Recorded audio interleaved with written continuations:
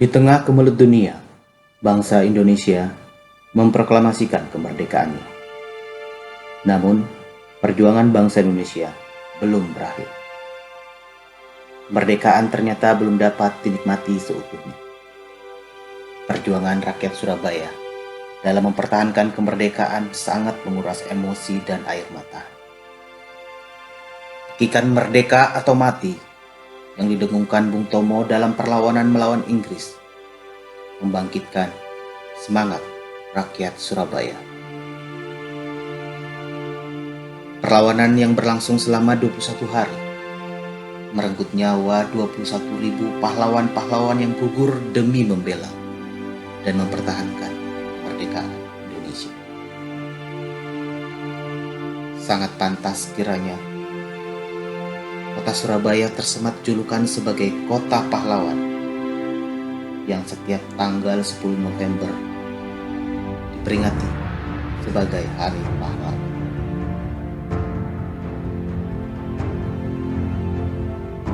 Setelah kekalahan Jepang pada 15 Agustus 1945, maka sekutu yang dipimpin Jenderal MacArthur sebagai pemenang Perang Dunia Kedua melakukan invasi ke wilayah-wilayah yang sebelumnya diduduki oleh Jepang dengan tujuan melucuti senjata tentara Jepang serta mengevakuasi tawanan-tawanan Jepang.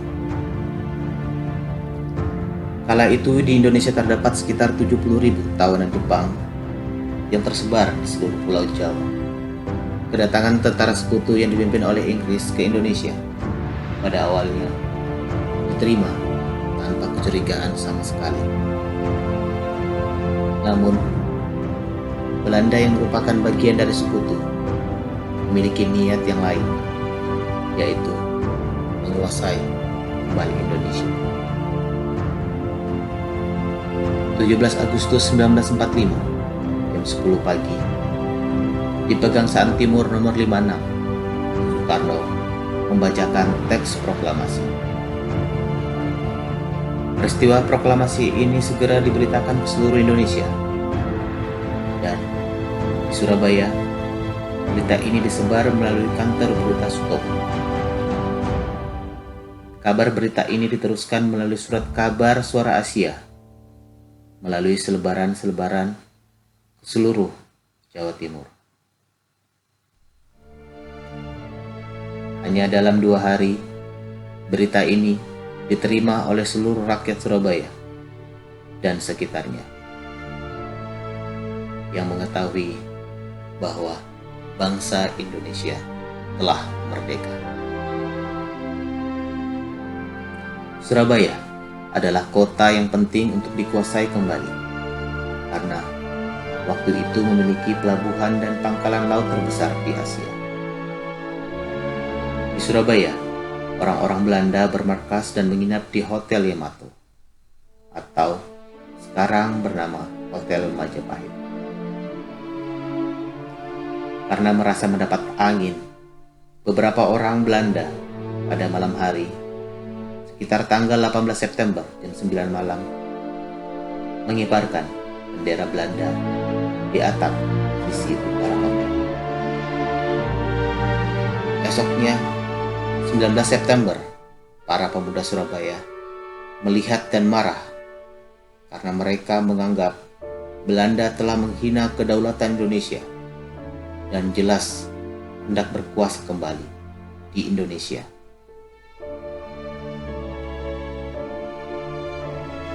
Kabar ini dengan cepat tersebar ke seluruh Surabaya. Dalam waktu singkat, jalan Tunjungan dipenuhi rakyat yang marah. Pihak Belanda yang ditemui diminta agar segera menurunkan bendera Belanda, namun menolak. Di luar hotel, rakyat semakin beringas. Sebagian rakyat terlibat perkelahian dan sebagian lagi memanjat tiang bendera. Kusnowibowo berhasil menurunkan bendera Belanda dan menyobek bagian biru. Bendera yang telah menjadi merah putih kemudian dikibarkan. 3 hari sebelum insiden bendera pada 16 September 1945, Bung Tomo memimpin barisan pemberontak Republik Indonesia merebut gudang senjata Don Bosco yang merupakan gudang senjata terbesar yang dimiliki Jepang. Akhirnya, Mayor Hashitomo, perwira tertinggi yang mengepalai Arsenal Don Bosco, sepakat menyerahkan senjata kepada pejuang Indonesia yang diwakili oleh Muhammad Yasin.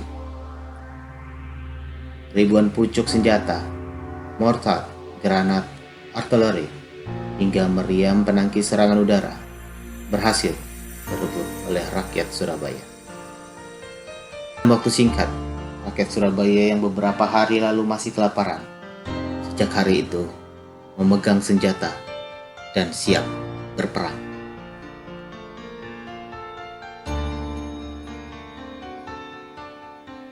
(25 Oktober 1945), Brigade Infanteri Kerajaan Inggris yang beranggotakan prajurit India mendarat di Surabaya. Brigade yang dipimpin AWS Malabi ini datang bukan untuk bertempur, tapi datang hanya untuk melucuti tentara Jepang. Dalam laporan intelijen Inggris, situasi di Jawa cukup terkendali. Namun, setiba di Surabaya, Malabi mendapat tentara Jepang sudah dilucuti oleh tentara Laskar dan rakyat Surabaya. Malabi dan seluruh prajuritnya tidak akan mengira akan berhadapan dengan are-are Surabaya yang sudah siap berperang. 2 hari setelah kedatangan Malabi, 27 Oktober jam 2 siang, sebuah pesawat terputar di langit Surabaya dan menyebar pamflet yang berisi, rakyat Surabaya harus segera mengembalikan senjata hasil rampasan dari tentara Jepang. Mereka yang menyimpan senjata akan ditembak. Pertempuran tidak bisa dihindari. Pada tanggal 28 Oktober jam 5 sore, secara serentak, seluruh rakyat Surabaya menyerang pertahanan Inggris. Taktik tempur Malabi yang menyebar seluruh pasukannya di wilayah Surabaya justru memperlemah pasukan Inggris yang hanya jumlah 1 juta.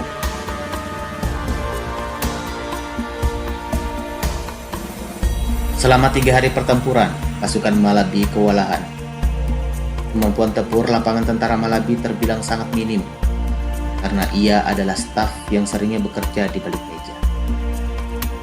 Malabi pun meminta bantuan atasannya di Singapura, Letnan Jenderal Sir Philip Christensen, Panglima Pasukan Sekutu Kawasan Asia Tenggara. Christensen memberi perintah untuk mengajak Soekarno dan Hatta ke Surabaya. Lewat 2 proklamator inilah diharapkan rakyat Surabaya dapat menghentikan pertempuran. Tanggal 29 Oktober sekitar jam setengah 2 siang, Bung Karno, Bung Hatta, dan Amir Syarifuddin sebagai Menteri Penerangan tiba di Surabaya. Menjelang sore, pertemuan Presiden dan Malabi terjadi di Gubernuran. Pembicaraan dilanjut esok hari pada tanggal 30 Oktober antara Presiden Soekarno dan Mayor Jenderal Hutang yang baru tiba dari Jakarta. Pembicaraan itu menghasilkan kesepakatan Inggris mengakui keberadaan Tentara Keamanan Rakyat dan Kepolisian.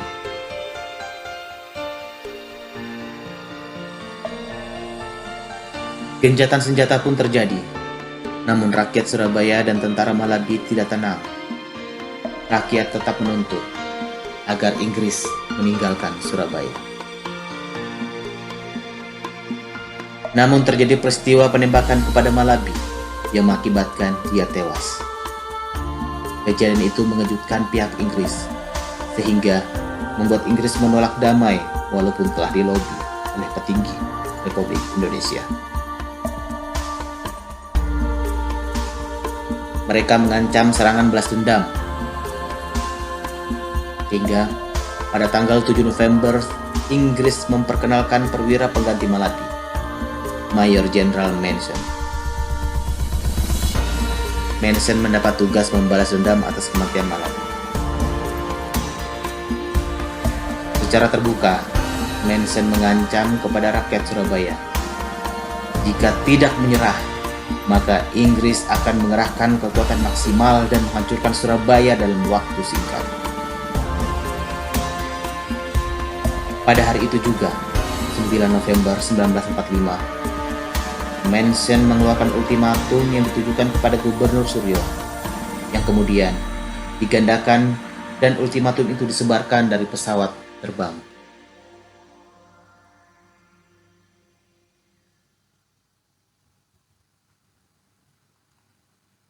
Para pemimpin negeri ini sadar bahwa Inggris tidak main-main.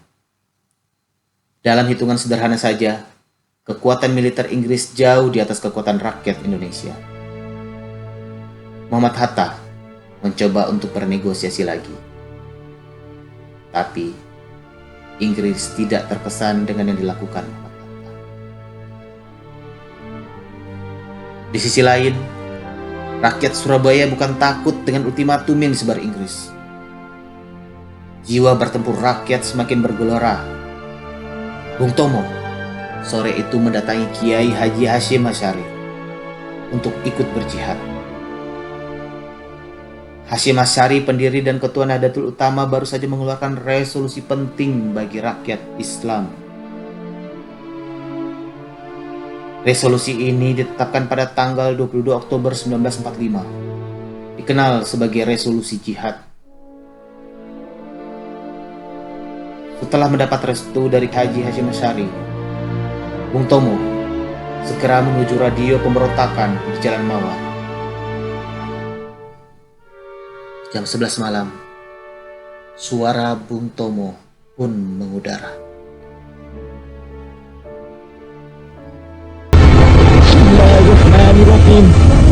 Merdeka, saudara-saudara, rakyat jelata di seluruh Indonesia, terutama saudara-saudara penduduk kota Surabaya. Kita semuanya telah mengetahui bahwa hari ini tentara Inggris telah menyebarkan pamflet-pamflet yang memberikan suatu ancaman kepada kita semua untuk dalam waktu yang mereka tentukan menyerahkan senjata-senjata yang telah kita rebut dari tangannya tentara Jepang, supaya kita semua datang pada mereka itu dengan membawa bendera putih, tanda bahwa kita menyerah kepada mereka, bahwa kau sekalian akan mengancam kita untuk menggempur kita dengan seluruh kekuatan yang ada. Tetapi inilah jawaban kita: selama banteng-banteng Indonesia masih mempunyai darah merah yang dapat membuat setarik kain putih, merah dan putih, maka selama itu tidak akan kita mau menyerah kepada siapapun juga. Kita tunjukkan bahwa kita ini adalah benar-benar orang yang ingin merdeka. Sebelum kita tetap merdeka atau mati. Dan kita yakin, saudara-saudara, pada akhirnya pastilah kemenangan akan jatuh ke tangan kita. Sebab Allah selalu berada di pihak yang benar. Percaya, saudara-saudara, Tuhan akan melindungi kita sekalian. Allahu Akbar, Allahu Akbar, Allahu Akbar. Merdeka!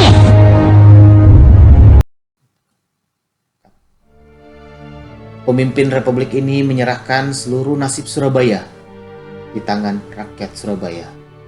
Kekuatan Inggris untuk membalas dendam sangat menakjubkan. Total pasukan yang dikerahkan 28.000 dari berbagai pasukan tempur yang hampir seluruhnya berasal dari India dan Nepal. Kedatangan Inggris yang kedua inilah tentara Gurkha ikut serta. Sedangkan pasukan Malabi yang merupakan pendaratan pertama, pasukannya berasal dari India Utara yang mayoritas beragama Islam. Kekuatan pasukan tempur ini didukung oleh kekuatan laut, 3 kapal frigate, 1 kapal penjelajah, 3 kapal torpedo, 7 kapal pengangkut pasukan, 8 kapal pendarat. Di darat, kekuatan Inggris terdiri dari 100 skuadron tank ringan dan Bram carrier, 20 tank Sherman. Kekuatan artileri meriam terdiri dari 23 pound. Sedangkan kekuatan di utara disokong 100 skuadron mosquito dan thunderbolt. Inggris sangat superior saat itu. Penyerbuan ini juga didukung dari tembakan meriam dari kapal perang yang letu jangkar di perairan Tanjung Perak. Surabaya betul-betul dibombardir. Korban tewas dan luka hampir di setiap sisi kota. Inggris mengira hanya butuh waktu 3 hari untuk melumpuhkan kota Surabaya. Perkiraan itu meleset. 21 hari pejuang-pejuang Surabaya memberikan perlawanan kepada tentara Inggris yang superior. Surabaya akhirnya dikuasai Inggris dan Belanda pun dengan leluasa masuk ke Pulau Jawa, kembali menjajah. Kemerdekaan Indonesia yang baru berumur 3 bulan mendapat ujian berat pada 5 tahun pertama kemerdekaan ini. Indonesia harus betul-betul bertempur.